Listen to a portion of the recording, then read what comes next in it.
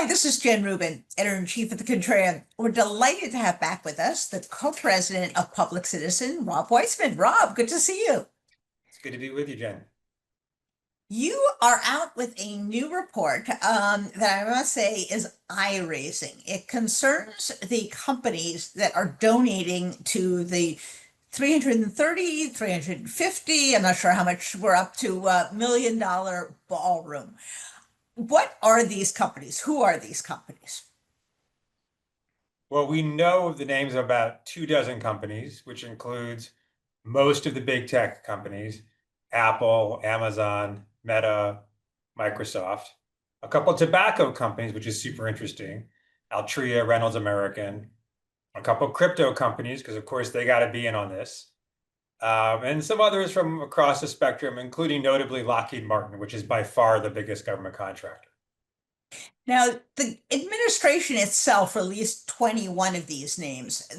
You found another three. Why weren't those on the original list? Do we know? We don't really know. To be clear, CBS found the names. We just added them to the Right. list. What we do know is that the administration has offered donors the choice to be named or anonymous to this ballroom debacle. We don't know how many are choosing the anonymity route. We also don't know how much each of these companies or individuals is given. Wait a second. So there are companies out there that could be given tens of millions of dollars to Donald Trump's pet project, and we don't know who they are? Correct. There could also be a foreign government giving money to this pet project, and we wouldn't know about it. They're And making the the donation. They're making the donations to a nonprofit that supports work in the National Park Service, and that's sort of the funnel for this money to pay for the ballroom construction. Those donors, as donors to a nonprofit, have the right to remain confidential, and some of them have been doing that. We know. We just don't know how many. they could be individuals who got pardons. They could be individuals who have past records. We know nothing about these people, correct? That's correct. Tell us about some of the conflicts that the companies that are on this list have. Do they have business in front of the government? Are they at odds with the government? Tell us about those. Yeah, well, we tried to look at a bunch of different areas of interest for these companies. So the first thing we did is look at government procurement. So most large companies sell to the federal government. We found that these companies collectively have more than $170 billion in contracts for the federal government over the last 5 years. A lot of large companies are facing enforcement actions. We have a tracker of every large company that's been facing an enforcement action, antitrust, environmental case, whatever. We found that a majority of these 24 companies either have enforcement actions that are open or had enforcement actions that were open but have already been closed by the Trump administration, which is something they're doing rapidly. We looked at their political campaign spending. They'd spent over the last 5 years collectively $1.6 billion on lobbying and political contributions. And then we looked at their lobby disclosure forms and their disclosure forms to investors, just listed everything that they say they're interested in. So every single one of these companies, not surprisingly, list being interested in the policy issue of taxation. But they're also interested in things like consumer privacy protections or tariff policy or things that are obscure and very particular to them, like the regulations around deep sea cables or telephone poles in the case of T-Mobile. So it's really almost anything you can think about. These companies collectively are interested in it. And obviously they think making this contribution to Trump's pet project is going to help get them better results as the government deals with the many things that impact their business. This just seems odd. The White House is public property. And usually, if there's going to be a change, a renovation to public property, Congress appropriates money. There's debate on it. We find out who it is, and it is fairly transparent. Have we ever had the White House paid for by private people whose identities we don't know? I think not the physical White House. I think many of us have said over the years that the White House is in fact paid for by private Yes. corporations. But this is 100% very different. And I think it's caught the attention of the American people for two reasons. One, it's very specific and graphic and visual to see the East Wing just come down. So, you and we have been talking about all the corruption of this administration. Sometimes, even though it's super important, it may feel esoteric or the channels may be a little bit unclear. But the wrecking ball was taken to the East White House, and that's very clear. I think people can resonate with that in its specificity. And as you're alluding to, like the total surprise and arbitrariness of this, it's not how things happen. The National Mall, including the White House, national historic treasures. They're managed through process, and things don't just suddenly happen, but now they did.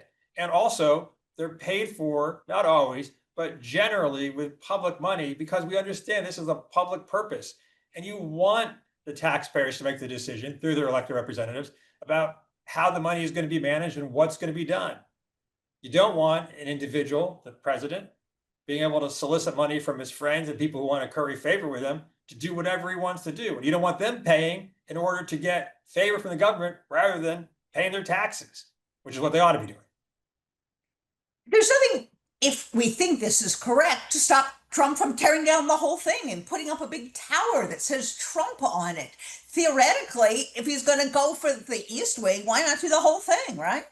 It may well have occurred to him. Probably doesn't want to leave the premises. Maybe like do 6 months in Mar-a-Lago or something. Yeah.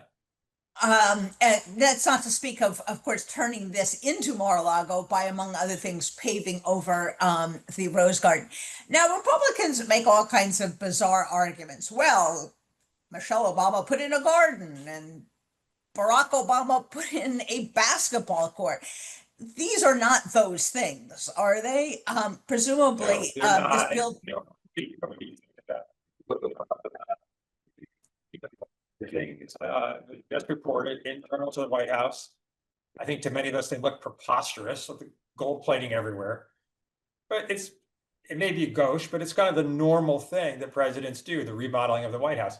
Tearing down the White House and constructing a whole new building is not normal. And Trump himself says it's not normal. He's bragging about it as this, once in history change that he's imposing on the White House infrastructure.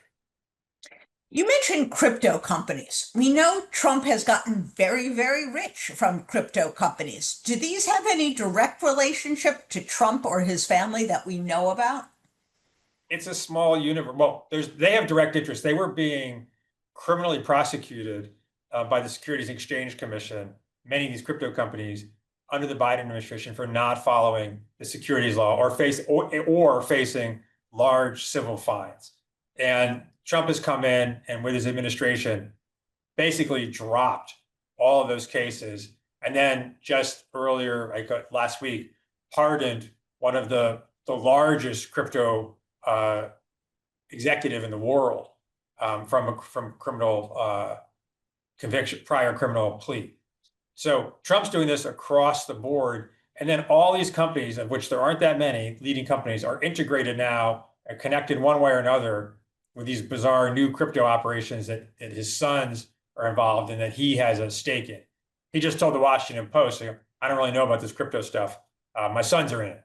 But okay, family business. He's probably made billions of dollars. It's very hard to get a window into what's actually happened dollar-wise, but he's probably made billions of dollars since being elected president from these crypto ventures. There's a 0% chance that these ventures would have any value at all if he weren't the president of the United States. So he's completely cashing in, and that's the synergy of this whole thing. They're helping him, he's helping them. Consumers along the way are going to be massively screwed when this crypto bubble pops. But for right now, he's getting rich and they're getting happy. If, for sake of argument, a new Congress gets elected with a different party in charge, could they put an end to this? Could they pass a law that says, we're not going to tear down the building, or we're not going to allow companies that donate to part of the White House to do business with the government? Are there things that a responsible Congress could be doing?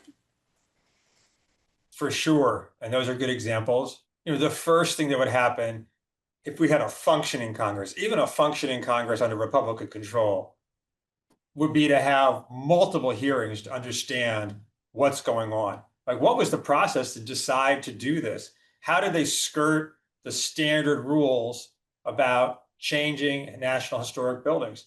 What is the National Historic Trust that's funneling all this money? Who are the donors? What are they? Were they promised anything in return? Was anything suggested? Are there foreign governments involved? Which there easily could be. Um, I think in prior days, whether it had been a Democrat who did this with a Democratic Party controlling Congress, we would have seen hearings. And even a Republican president in prior days with Republican Congress, I think this is so outlandish, we would have expected hearings. But now with a Republican Congress that is totally bowing down to Trump, they're just letting it go. I mean, I'm sure that privately everybody's rolling their eyes, but that's how it goes today in Washington, D.C. We have a lot of private eye rolling and a lot of Yeah. public bootlicking. So those two things Well said. don't necessarily go hand in hand. That might be Last the title question. of your next book. Yeah, there you go. Um, Last question. A lot of people assume this is a done deal. Last time I looked, construction kind of takes a long time. If anyone's redone a bathroom lately, they know, and this is a much bigger project. Is it conceivable that this thing could be stopped, or the next president could say this is a monstrosity, I'm tearing it down, and all those companies paid a lot of money for nothing? Well, 100%. One thing that we're hearing is that the companies are going to be recognized, like with plaques on the building. Um, so if that's true, it's like that's normal fare, in museums. If that's true, the first thing they might do is either graffiti those plaques or take them down. Um, Right. but yeah, they could take the building down. They could completely repurpose the building. They could adjust it into something else. They could turn it into office space. Um, Conceivably, they could tear it down and go back to the way things were, although that would, you know, that might feel a little wasteful. It might actually be. We'll have to see what happens as this thing is being constructed. And as you say, shouldn't take for granted that construction is going to go as fast as projected, but with a president who's committed to jamming it through and maybe skirting any of the normal slowdown points in construction, I wouldn't count on that. Got it. Well, it is like everything in this administration, there's a first for everything. And it is interesting how something this specific, and in the grand scheme of things, maybe not something as significant as the rule of law, deporting people to a foreign prison, and the like. But nevertheless, it has captured people's attention and gotten them very upset, which is a good thing. What else is Public Citizen going to be doing? Are you going to keep up with this? Are you asking for more information from these companies? What are you going to be doing as time goes on? Yeah, I think we've got a variety of things we're planning to do. And I just wanted to follow up on what you just said. So I think we have to keep two things in mind. On the one hand, yes, it is not at the same level of importance as, assassinations in off the coast of Venezuela and marching us to war in a illegal, unconstitutional, and dangerous war, or the ICE raids.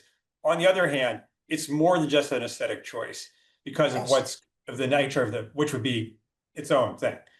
But because of the nature of this corporate funding, the line from Carolyn Levitt, the White House spokesperson, is we should be grateful that these companies are privately funding us and saving taxpayers money. And that's just a laughable assertion, not just because it's wrong, but because the reason the companies are doing the funding is they expect a return on investment. We don't really know how much they're contributing, except collectively so far, $350 billion. I'm sorry, $350 million. I think it's fair to say they expect 1,001 return on investment. So that's at the expense of us. So it's a deep corruption with probably very large scale impacts for all kinds of policy decisions and some really crucial enforcement actions, some major antitrust cases, for example. We should expect will take a different course than they would in the absence of these payments. So a lot is at stake. And so yes, therefore we do intend to keep pushing on it. We're calling on all these companies to withdraw their donations. And we're looking at trying to hone in on one or two of them to really campaign around and see. I think there's a lot of appetite among the public to look at who are the corporations or large institutions that are allying themselves with Trump, especially when they know it's wrong. And how can we hold them accountable? And this is a case where all these companies know exactly what they're doing. Some of them probably think it's fine. Some of them in their heart of hearts, their CEOs know it's wrong. And maybe we can shame them a little bit, but also pressure them more, and at least maybe make them change the decision, or at least make them feel sorry that they made it in the first place. Let's hope so. Thank you for a fascinating report. We will link it to this program. You can also, folks, go on the Public Citizen website and get a copy of it there, plus all kinds of information about corruption, investigations, lawsuits, and the rest. Rob, thank you for everything that Public Citizen is doing, and thanks for joining us. It's great to be with you. Talk to you again soon.